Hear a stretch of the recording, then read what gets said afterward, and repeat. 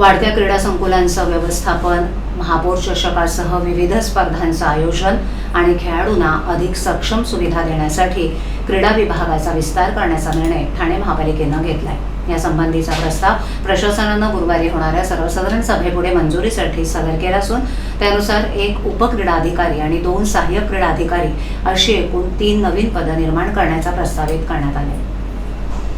सध्या ठाणे महापालिकेच्या आस्थापनेवर क्रीडा अधिकारी हे एकमेव पद मंजूर आहे। मात्र हे पद पदोन्नतीनं भरण्यासाठी उपक्रीडा अधिकारी हा संवर्ग अस्तित्वात असणं आवश्यक आहे। त्याचबरोबर वाढत्या क्रीडा उपक्रमांच्या पार्श्वभूमीवर क्षेत्रीय स्तरावरील कामकाजासाठी सहाय्यक क्रीडा अधिकारी पदाची गरज निर्माण झाली आहे। त्यामुळे ही पदं निर्माण करणं आवश्यक असल्याचं प्रशासनानं प्रस्तावात स्पष्ट केले।